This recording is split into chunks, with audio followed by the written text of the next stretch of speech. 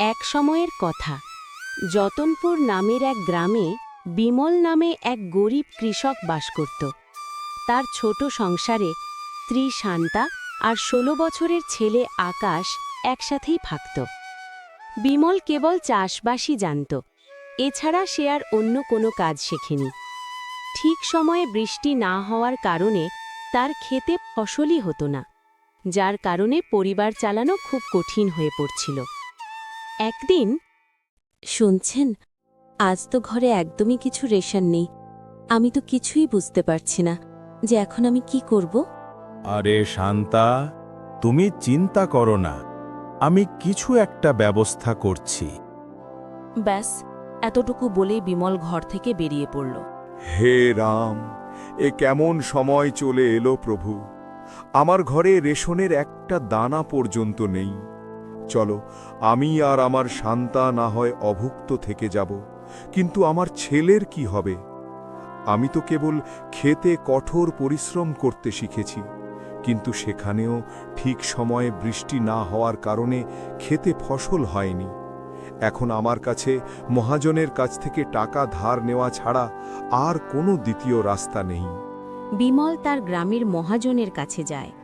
মহাজন ধনঞ্জয় অত্যন্ত ধূর্ত আর চালক কিসিমের মানুষ ছিল, যে সবসময় যে কাউকে বেইমানি করে লুট করার কথা ভাবত।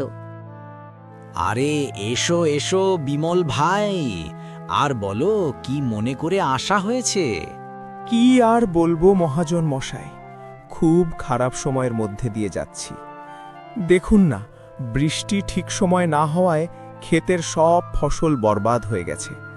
ঘরে আনাজের একটা দানাও নেই, তাই আপনার কাছ থেকে কিছু টাকা ধার নিতে এসেছি। আরে হ্যাঁ হ্যাঁ ভাই, বলো কত টাকা চাই তোমার? এমন সময়ে আমরা যদি সাহায্য না করি তো আর কে করবে?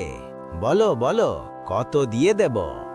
আপনার অনেক অনেক ধন্যবাদ মহাজন মশাই, কিন্তু আমি বেশি টাকা ধার নিতে চাই না। তাই আপনি এমন করুন যে ১৫০০ টাকা দিয়ে দিন। আরে ভাই, এই কেমন কথা বলছো? অন্তত ১০,০০০ টাকা তো নাও। কি জানি আগে গিয়ে কবে বর্ষা হবে আর কবে সময় বদলাবে। মহাজন ধনঞ্জয় মনে মনে ভাবে, আরে শালা, তোরা যদি এত কম কম টাকা নিস তাহলে আমি কামাবো কি করে? বেশি বেশি নিবি, তবে তো না আমরা বেশি সুদ পাবো। এখানে বিমলও ভাবতে লাগে। আসলে উনি তো ঠিকই বলছেন। জানি না কবে ভগবান আমাদের মতো লোকেদের ওপর দয়া করবেন। একটা কাজ করি, ১০,০০০ই নিয়ে নিই। আচ্ছা ঠিক আছে মহাজন ভাই, ১০,০০০ টাকার ওপর আপনি কতটা সুদ নেবেন? দেখো বিমল ভাই, ১০,০০০-এ ১০ টাকা প্রতি মাসে, অর্থাৎ ১০%। কিন্তু আপনি তো নিজেরই লোক, তাই নিজেদের মধ্যে আবার কিসের ব্যবসা? চলো, আপনি ৮% দিয়ে দেবেন।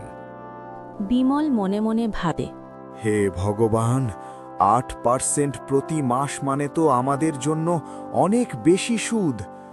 নিয়ে তো নেব, কিন্তু চুকাবো কিভাবে? যদি না নিই তবে আমার ছেলে আকাশ অভুক্তই থাকবে। চলো, নিয়েই নি। যদি ভগবানের এটাই ইচ্ছে হয় তবে এটাই সই। আরে বিমল ভাই, কি হলো? কি ভাবছেন? সুদের কথা ভাবছেন না তো? হ্যাঁ মহাজন ভাই, এত সুদ কিভাবে? আরে কোনো চিন্তার কথা নেই।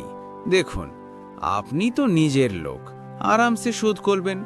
বলুন, কি বলেন? আচ্ছা ঠিক আছে, দিয়ে দিন। বিমল মহাজনের কাছ থেকে ১০,০০০ টাকা ধার নিয়ে বেরিয়ে গেল। চলো, এখন তাড়াতাড়ি বাজার থেকে রেশন আর আকাশের জন্য কিছু খাবার জিনিস নিয়ে নিই। আজ আমার ছেলেটা তো খুশি হয়ে যাবে। বিমল তাড়াতাড়ি বাজার থেকে জিনিসপত্র নিয়ে ঘরের দিকে রওনা হল।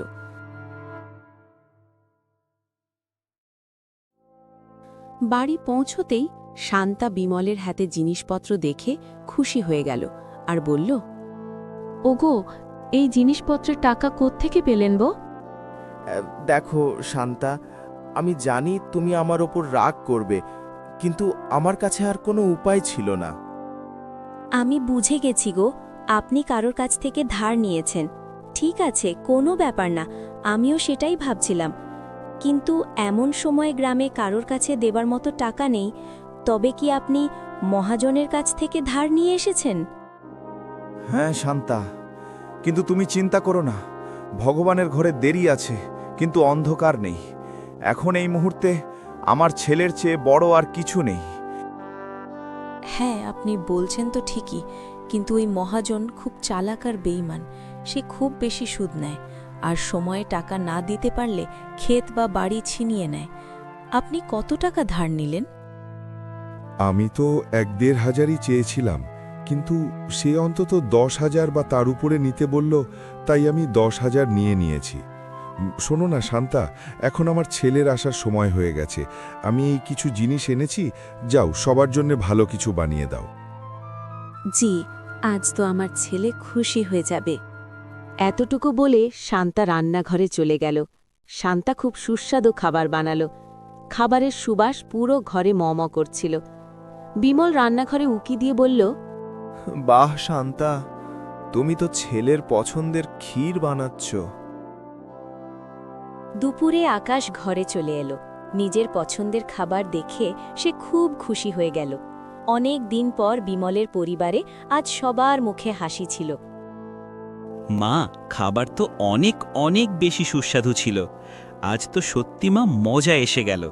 আচ্ছা বাবা, আমার বন্ধু সমীর আজ আমাকে ডেকেছে, বলছিল আজ সে আমাকে তার বাবার সাথে আলাপ করাবে, তাই আমি সেখানে যাচ্ছি। ১-৮ ঘন্টার মধ্যে ফিরে আসব। ঠিক আছে বাবা, যাও, কিন্তু সাবধানে যেরো আর সাবধানে এসো, ঠিক আছে? হ্যাঁ বাবা, আপনি চিন্তা করবেন না, আমি ঠিকঠাক যাব আর ঠিকঠাক আসব। এতটুকু বলে আকাশ ঘর থেকে বেরিয়ে গেল। আকাশ রাস্তায় যেতে যেতে মনে মনে ভাবে, ভগবান, আমি জানি যে আমাদের খেতে একটুও ফসল হয়নি, আর আমার বাবা শুধু আমার জন্য টাকার ব্যবস্থা করেছেন। ভগবান, দয়া করে এমন কিছু করুন যাতে আমি আমার মা বাবার চিন্তা দূর করতে পারি। আকাশ ভগবানের কাছে প্রার্থনা করতে করতে বন্ধু সমীরের বাড়ি পৌঁছল। দরজায় তার বন্ধু তার জন্য অপেক্ষা করছিল। আরে আকাশ, তুই এসে গেছিস? আয়, ভেতরে আয়। চল, আমার বাবা তোর সাথে দেখা করার জন্য কখন থেকে অপেক্ষা করছেন। সমীর, কিন্তু তোর বাবা আমার সাথে কেন দেখা করতে চান? সেটা তুই বাবাকেই জিজ্ঞেস করে নিস।